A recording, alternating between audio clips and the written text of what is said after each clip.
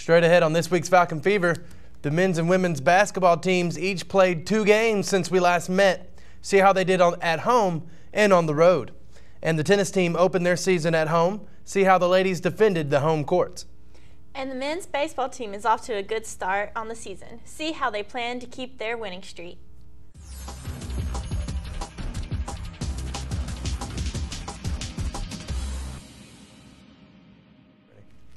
Welcome to this week's Falcon Fever. I'm Mandy Hawkins. And I'm Daniel Vest.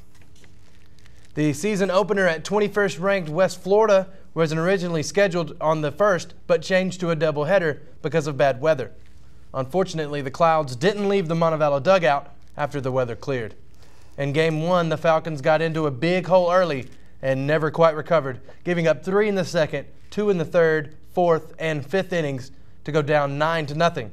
Montevallo finally got a run across the plate in the 6th inning as senior Scotty Deason led off with a double and scored on a fielder's choice. Senior Josh Dabbs slammed a home run in the 7th inning, but the Argonauts put up 6 runs in the bottom of the 6th and handed Montevallo a season opening loss 15-2. Michael Shreves struck out 2 and walked 1 in taking the loss. He lasted 4 innings. And as for Game 2, it was much of the same. This time, Montevallo went down 9-0 in the very first inning and could never catch up. UM didn't get on the board until the 6th inning as Josh Headley doubled down the right field line, scoring Jeremy Boyd.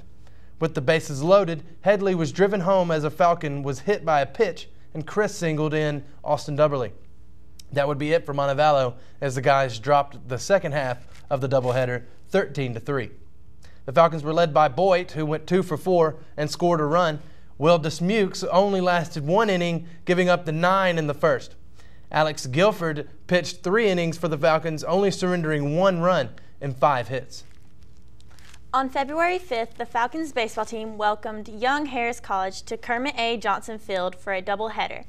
In the first game, the Falcons came out gunning by driving home 5 runs in the first 3 innings.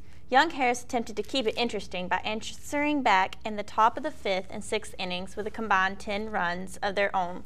However, the Falcons' bats stayed red hot, in particular Blaine Rosenberg, who went 2 for 4 at the plate with a homer and 4 runs batted in, and Scotty Deason, who went 3 for 5 and knocked in 3 runs.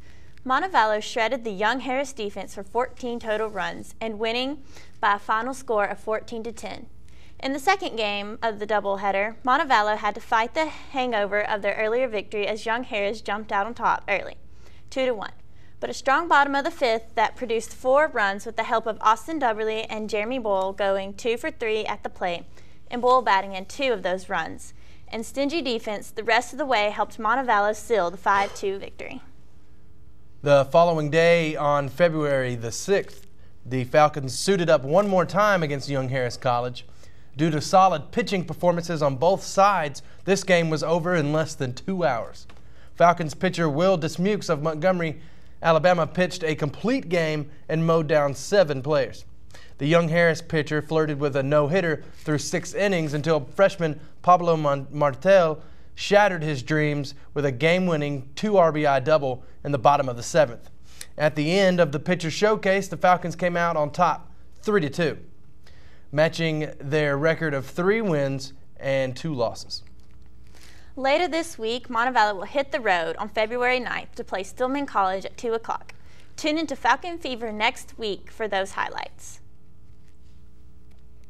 Well, the men's basketball team is marching toward another postseason appearance.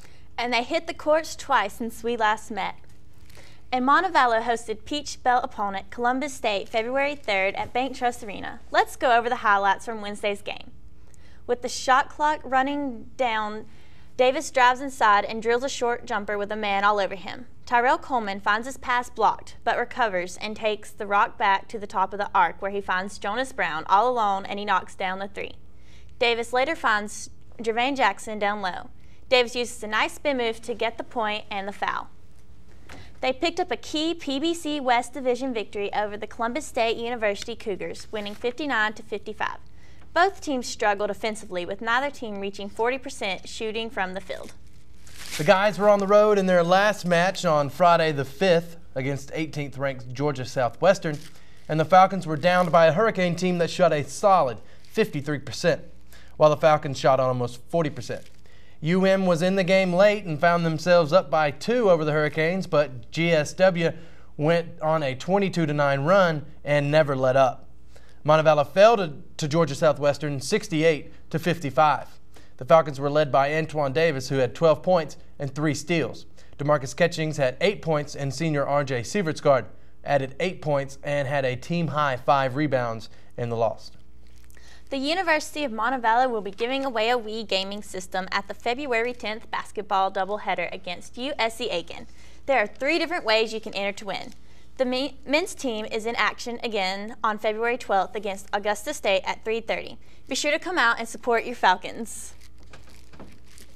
Mandy, are you going to try and make it to the game and win one of those Wiis? Of course I am. You could always use a Wii. Those are fun. Yeah, it's not a bad product. The women's basketball team was also in action last week and over the weekend. Last Wednesday, the Falcons faced Columbus State over in Bank Trust Arena, and the ladies held serve on their own court.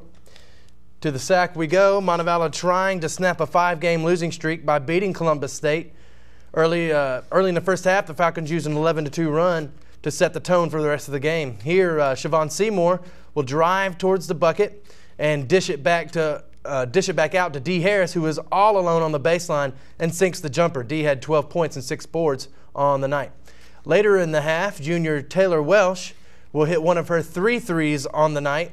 She was also in double figures, scoring with 11 points and was 3 of 5 beyond the arc. Falcons up by 9 at this point. But the leading scorer for the Falcons was Jessica Collins.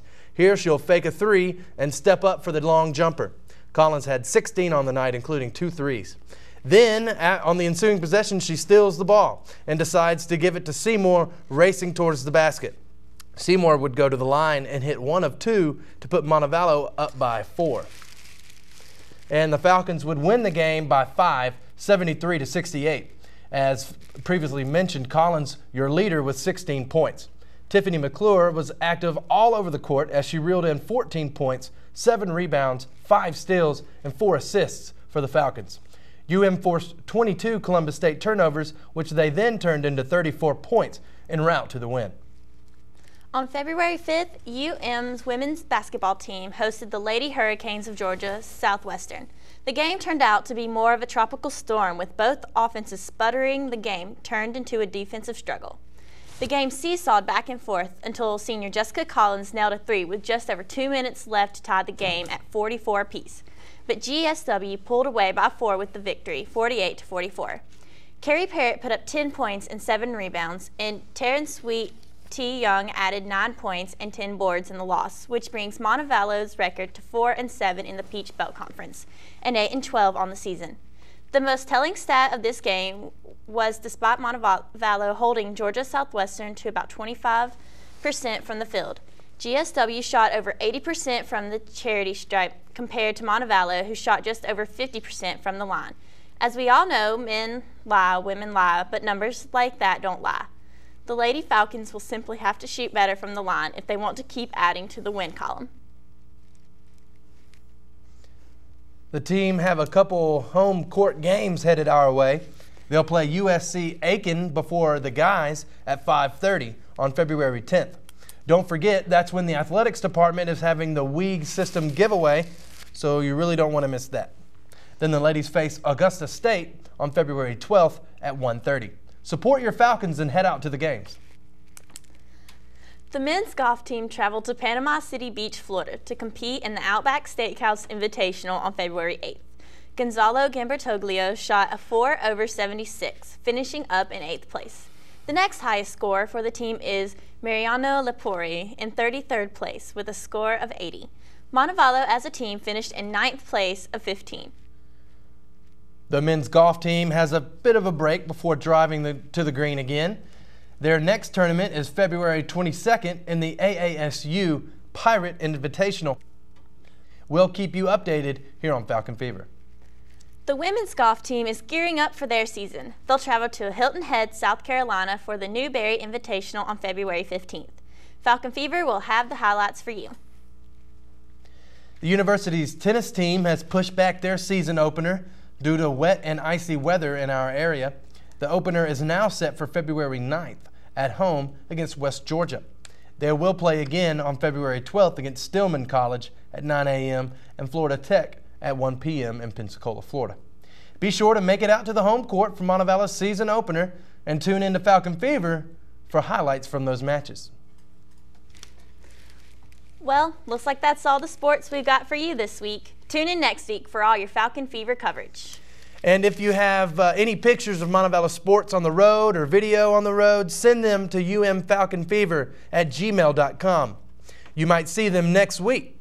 And don't forget, you can always check out any past Falcon Fever episodes on the Montevallo 4U channel at youtube.com. Thanks for watching.